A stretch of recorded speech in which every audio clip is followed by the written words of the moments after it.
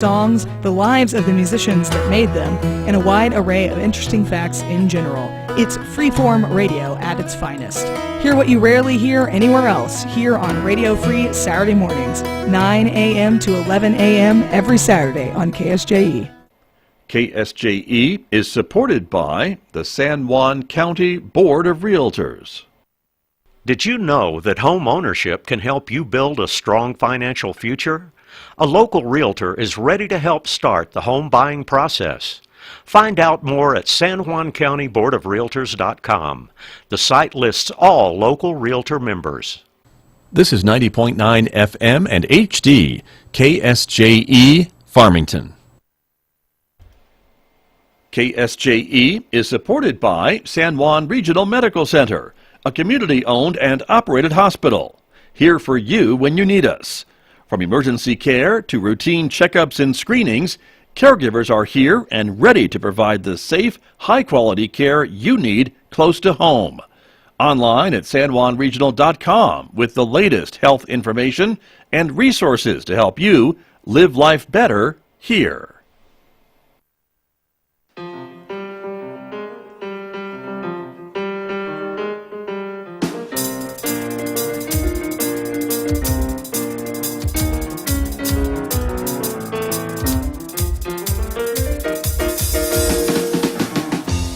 11 minutes past 8 o'clock. It's Thursday morning, November 4th, 2021. Good morning, everyone. I'm Scott Michlin. Thanks for tuning in to KSJE. 90.9 FM, of course, over the air here in San Juan County, New Mexico. In Durango, Colorado, you can tune us in at 103.3, and everywhere else, just go to KSJE.com or ask your smart speaker to play KSJE. That works as well.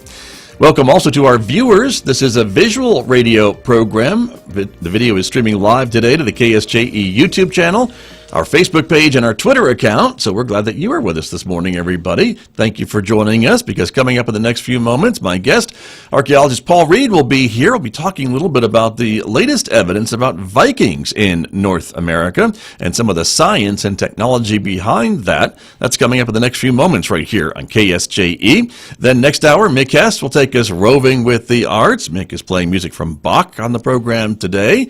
And don't forget, we invite you to connect with us on our Instagram page, in addition to Facebook, YouTube, and Twitter. And if you're a podcast person, we invite you to subscribe for free to the KSJE podcasts. The local programs that we produce here are all made into podcasts, and so you can take us with you and listen while you're doing other things like jogging or biking or running or whatever the case may be. But you can find KSJE podcasts on all of the popular podcast platforms like iHeartRadio and Spotify and iTunes and Pandora and Podbean and much, much more. So subscribe and take us with you for sure. Weather forecast, 34 degrees and sunshine outside our studios here at San Juan College. We are expecting a mostly sunny day today with a high of 64 degrees in Farmington. Clear tonight and a low of 33, mostly sunny, a few degrees warmer tomorrow with a high of 67 on Friday. Sunshine and 71 on Saturday, 69 and sunny on Sunday, and maybe partly sunny skies with a high of 69 again on Monday. Overnight lows in the mid to upper 30s. Well, let me turn to my guest, who is here with me this morning. Always great to have him on the program. Archaeologist Paul Reed is joining us from his home. Paul, good morning. Good to see you, and thanks for being with us. Good morning, Scott. Great to see you. Glad to be back. Thank you very much. Always great to talk with you about, well, any topic really, but particularly this month. And we're talking a bit about this new technology that's been used to, I guess, kind of reconfirm the fact that that Vikings arrived on North American continent about 400 years before other Europeans, huh? Right. We're branching out to what I might describe as a far eastern Chacoan outlier. Okay. On the island of Newfoundland and what's now Canada. Right. But that's okay. Yeah. I think we're okay to do that once in a while. So happy to do it and hear your take on this, because as I mentioned, it is interesting. And so as I asked you before we came on the air, we've always, I think, kind of known that there were a Viking presence in eastern Canada, what's now eastern Canada, and way northern North America. But this new technology kind of reconfirms that evidence. Is that what we're talking about? Right, it does. And what we've had in the past, of course, are Viking Sagas, basically, that were written way back from the 6th and 7th centuries and describe the Vikings coming down into England, Ireland, and then moving on to Iceland, and then description of moving to Greenland as well, and eventually down closer to the main body of North America. And then we've had really good relative dates from different sites, this one site in Newfoundland in particular.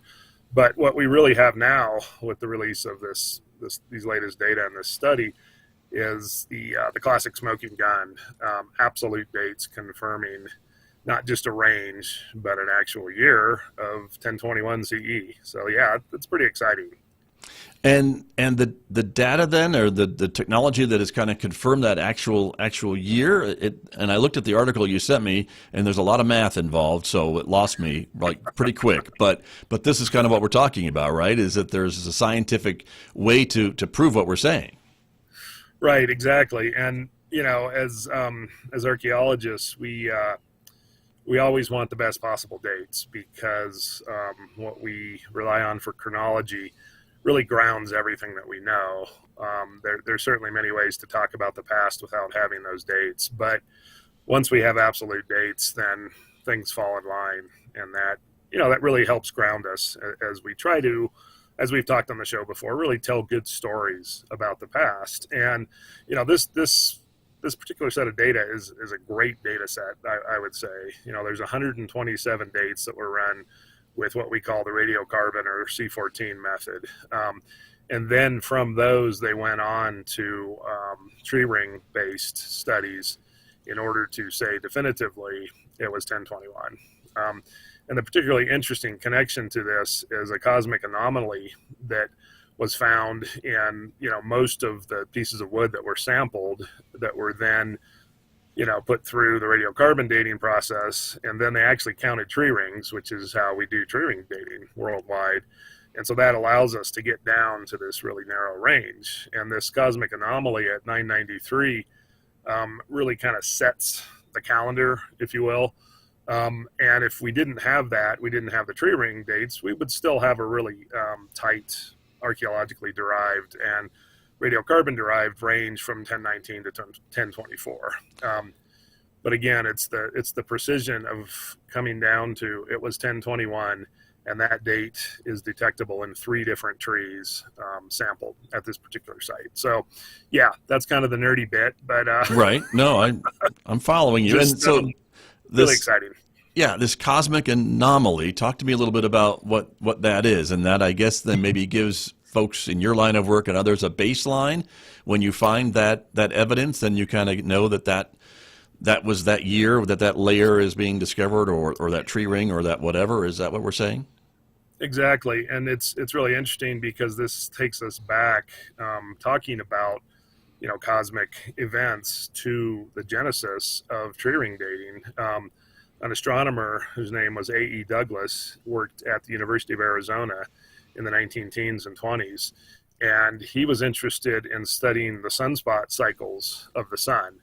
And by looking at those, through telescopes and other data that they had access to at the time, and then comparing them to trees, with which he had a sense of when those trees dated, he was able to see that the production of the tree rings actually varied with some of these sunspot anomalies, because of just the variation in the way cosmic radiation was hitting the planet, and then how trees responded in their normal growth cycles.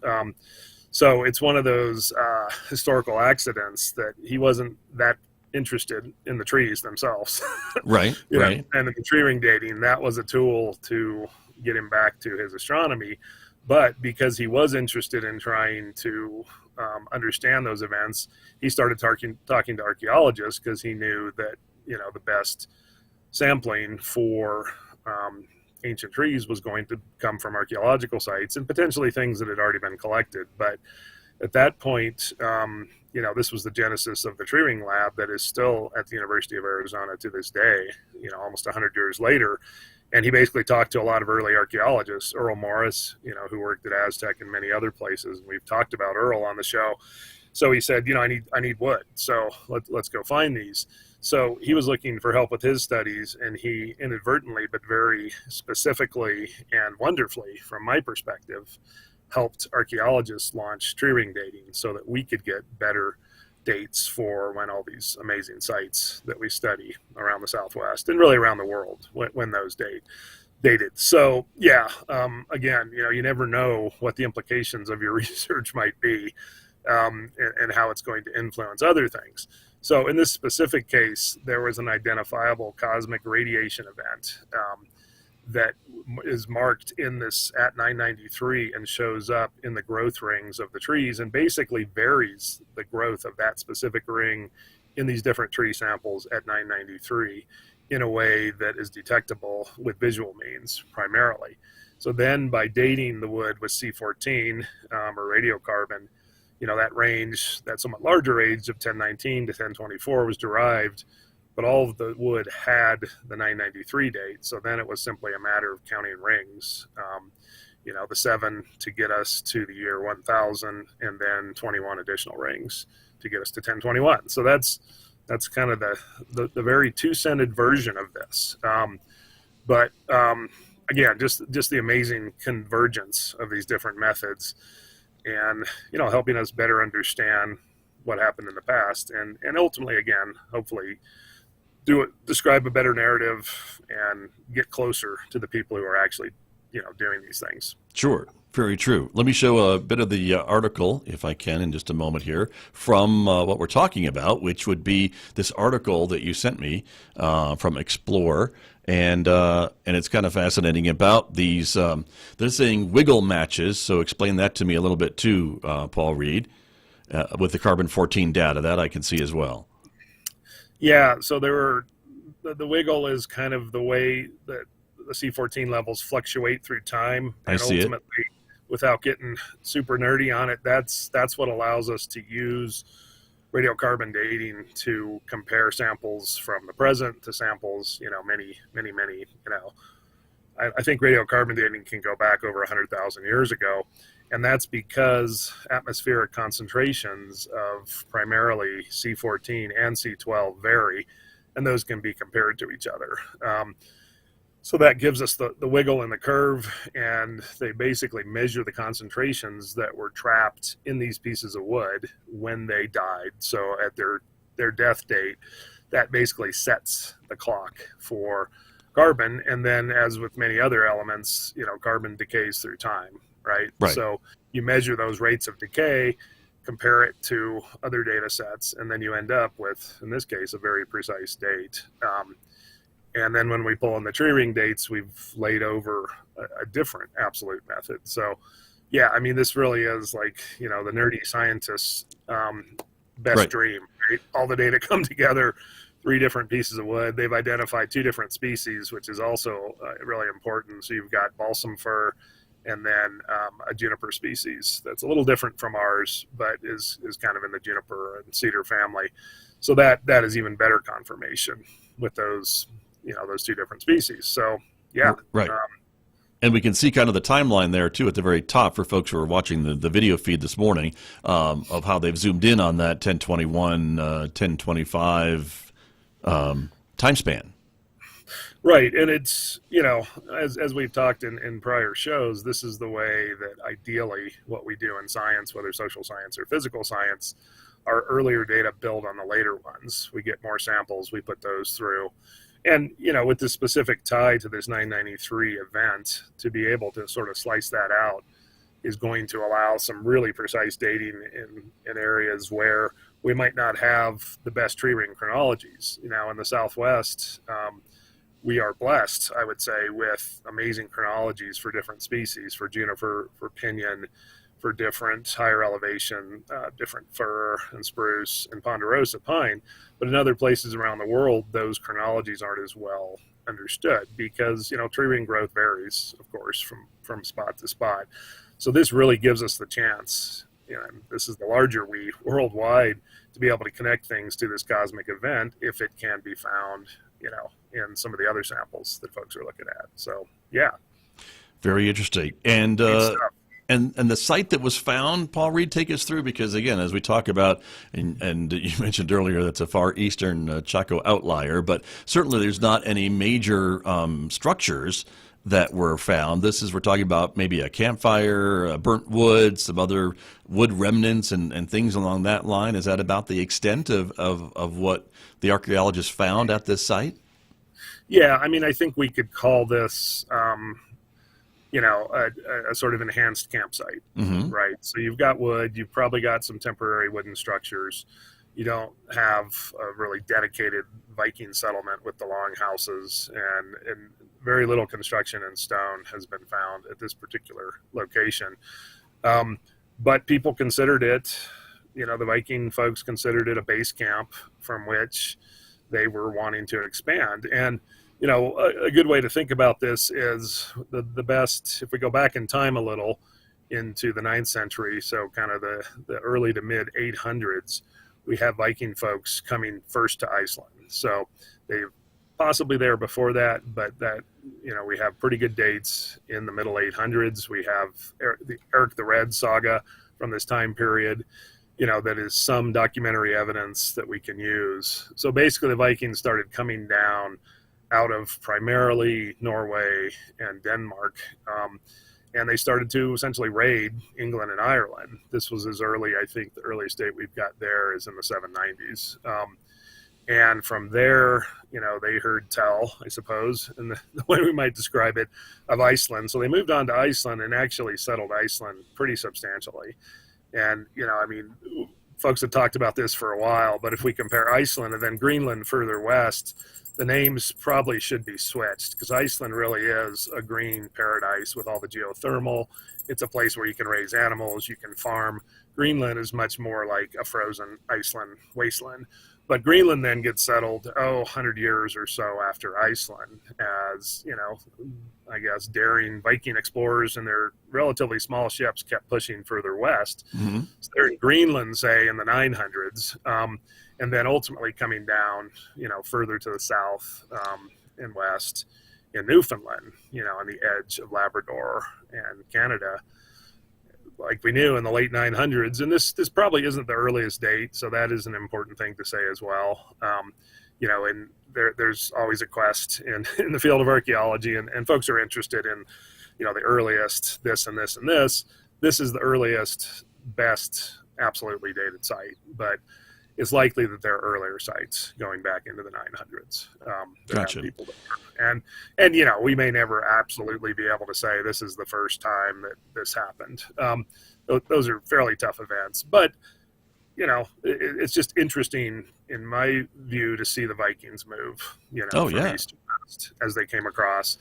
And the idea is that this was maybe never intended to be the most permanent settlement ever. But the evidence, it dates back into the 900s with relative dates and other things. We now have a 1021 solid absolute tree ring date. And then we have evidence of folks there all the way into the 1400s. So this is a long, at least 500 years of coming, island hopping, if we want to look at it that way, although we're looking at hundreds of miles and not dozens. And folks doing things, taking their animals, doing some herding, potentially trying to do a little farming, in those very short growing seasons, and trading with other groups. And, of course, the Vikings were raiders too. So we know some of that happened as well. Right. And so they would have had interactions then with the Native Americans that were also here at that time. Is there any evidence of that, or what do we know about that? Right. And that's one of the good questions that comes up immediately as well. Was this potentially, just a native site and is not a European site? So they did a pretty careful assessment of the wood and found that you did have really good evidence of steel, and iron edge cuttings on the wood. So the trees and the pieces of wood used weren't felled, and worked with stone tools. So that takes us, clearly into the realm of the Vikings at this time period. But there were other signs of chipped stone in the area, and, so they were interacting and trading. They were probably getting other resources, different types of shellfish, probably, walrus, seal, etc., trading for some food supplies with native folks who are in the area. who would Right. be in sort of the generalized Inuit, sort of Arctic focused groups up there. So yeah, so interesting cultural interactions there. And just again, this Western push of Europeans, way before our Columbus event, in the late 15th century. Right. Another kick to Columbus that he gets over the years. But that's a pretty harsh climate, even 1,000 years ago, right? And so for these folks who've come and try to establish any kind of a base or camp and secure themselves and make it through the winter and be able to have any kind of sustainability, that's also fairly amazing for this group of and of course the Vikings were pretty hardy folks themselves anyway, but I'm just saying it seems like a pretty interesting story of survival too in that area, right? Right. And, and it's certainly likely that other camps and areas were established on a more short-term way and that folks didn't make it, that they gave up, that they had a particularly harsh winter one year or a series of years in return. So, yeah, I mean, as far as full-time permanent camps, that's pretty unlikely with what we're seeing. So we probably have people, bouncing down and around and doing it mostly in the nicer weather, and and then potentially retreating to Iceland to overwinter in Iceland, which sounds funny, Right. but again, with the geothermal in Iceland, actually a very nice spot. You could do it, but you're still how many miles away are you to go back to Iceland? That sounds like It's a long trip. We're talking, I think, probably on the order of 1,100 or 1,150 miles ish, and Greenland's a stopping off point, and there were some, I don't want to use the word permanent, but just more long-term settlements there. Sure. But yeah, not exactly like reprovisioning yourself, with a major city or town or anything. Right. And I guess this goes maybe to the Viking culture about maybe they weren't necessarily looking to expand maybe their land holdings, but really looking to trade or raid or whatever, and then maybe head back to the home country, because we don't see these larger, I guess, settlements like maybe we saw when the Europeans came over to North America 500 years later. Right. A real different move. I don't think we can describe the Viking movement as a deliberate attempt to colonize, to go and say, we're going to live over here. And of course, the Vikings were facing different upheaval of their own types in their own countries, but not really what we see later with European colonists, particularly the English, the Irish, Dutch, and others who were leaving, specific areas because of religious persecution or the inability to live the lives that they wanted to. Of course, we don't have to, on the other hand, totally put the Vikings into the realm of the mindless.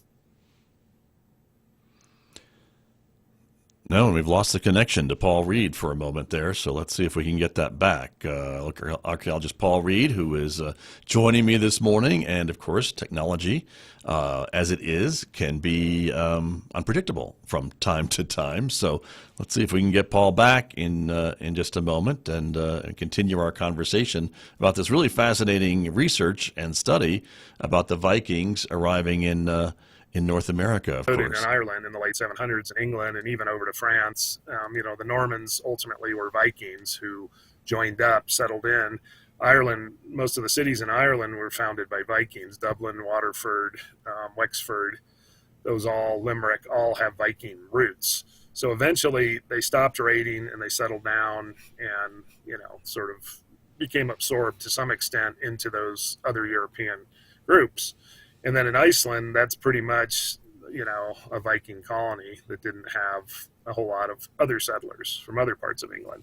As you go further west, though, harder and harder to settle and colonize. And I think that's mostly environmental and right, the nature of land there. But yeah, it's, Viking history is entangled with every part of, northwest European history. And, sure. So, and if you're English or Irish, you probably have Viking DNA. So. Well, that's probably true. And I'm sorry to tell you, Paul, we lost probably the middle part of that answer because we lost your connection there for a few seconds while we got you back. But I'm sorry about that. But I guess my next question would be: is there, I guess, thoughts then in the archaeology world that there is probably more sites in this part of Canada, and that there's more research going on or more exploration going on to try to see if there's any more evidence of some of this settlement from this same or adjacent time periods? Yeah, there definitely are other sites, but I wouldn't describe them as abundant.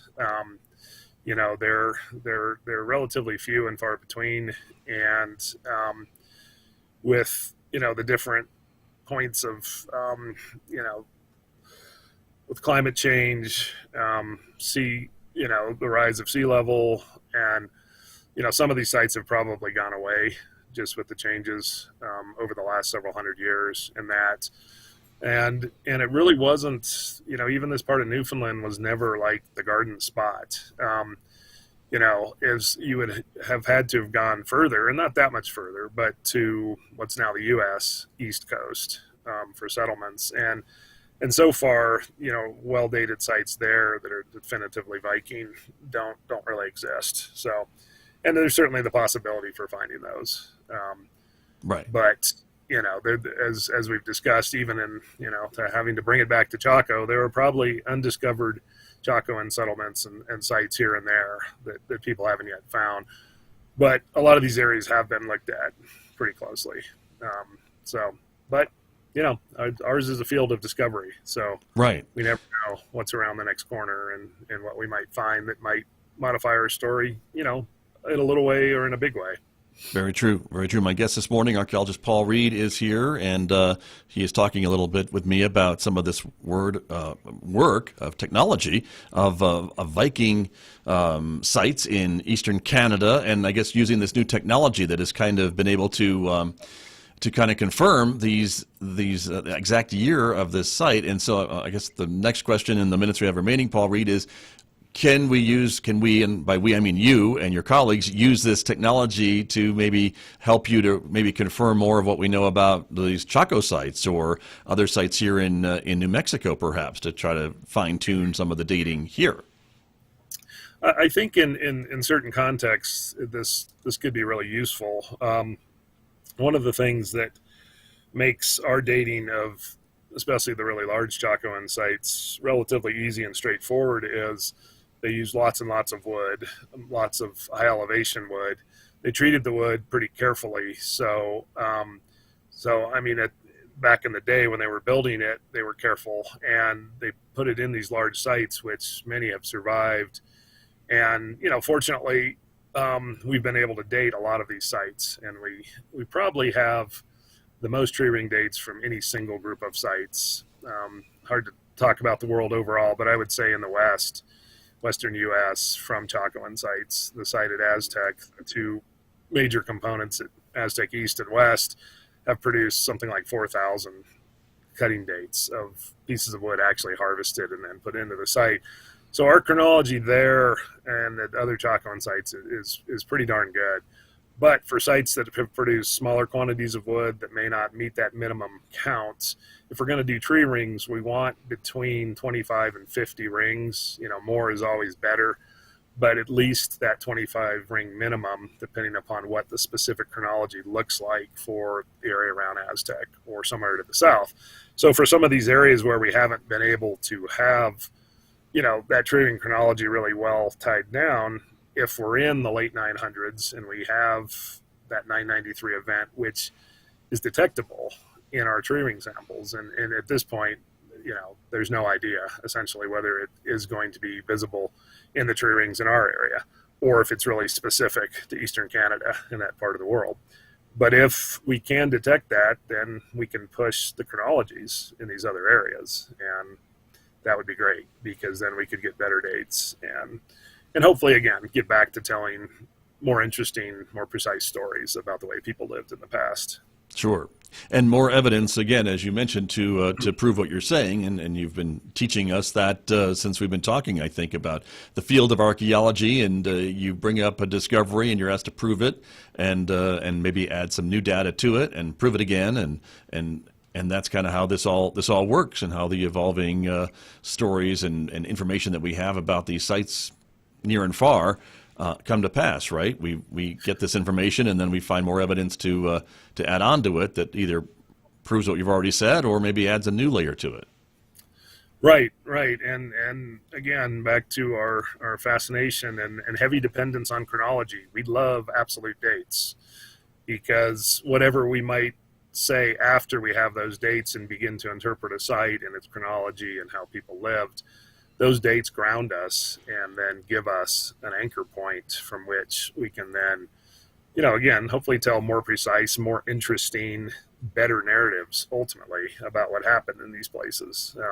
And for me, that's the payoff. The science is very important and gets us going, but ultimately we have to be able to take it to the next step as well, and to be able to translate it out of our archaeo speak, as we call it in jargon, and say, here's what's really interesting about this and why it might matter to someone in the public, Right. So that connection is super important. Indeed, and that's why I think, even though, again, we've kind of heard about this story of Vikings in North America for a while, but why this new evidence and new technology that's confirmed what we've known is so fascinating and has gotten picked up again by, I think, by a lot of folks in the media about it because of this new information. Right, exactly, and it improves our storytelling ultimately, and I'm not sure all of my colleagues would agree with that as our primary purpose in the world, but I think that should be ultimately where we're going, to understand the past better through narratives that are accessible not just to 100 of us at a conference, but across a much broader demographic of folks who are interested in this. And as we've talked, the history that we share, and even ones that individual groups don't share, is part of this larger legacy for all of us. And ultimately that draws us together, I think, to have an understanding of that. Very true. Well, Paul Reed, I'm sorry to say we are out of time, but as always, it's been fascinating. Even talking about this, it isn't necessarily local, but it certainly is interesting to hear about what's been discovered and the technology that is could be used locally as well. So there's definitely some local connections to our conversation this morning. So thank you once again. Great, Scott. My pleasure. Thanks for having me on. And we'll go further abroad next time. Okay. All right. Let's see where we go. I'll look forward to it. Thank you, Paul. It's Paul Reed from Salmon Ruins and Archaeology Southwest, my guest here on KSJE.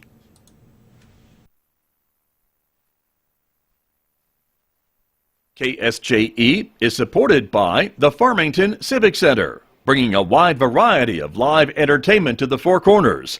Country music, classic rock, and ballet, all on stage this fall. Also, on-stage theatrical performances of The Rocky Horror Show and the holiday classic A Christmas Carol. Find out more online at fmtn.org/shows. Did you know the San Juan County Board of Realtors currently has 211 active realtor members? Working with a trusted and knowledgeable realtor not only saves home buyers time, but also helps take the stress out of the process. A local realtor is ready to help start the home buying process. Find out more at sanjuancountyboardofrealtors.com. The site lists all local realtor members. What is artificial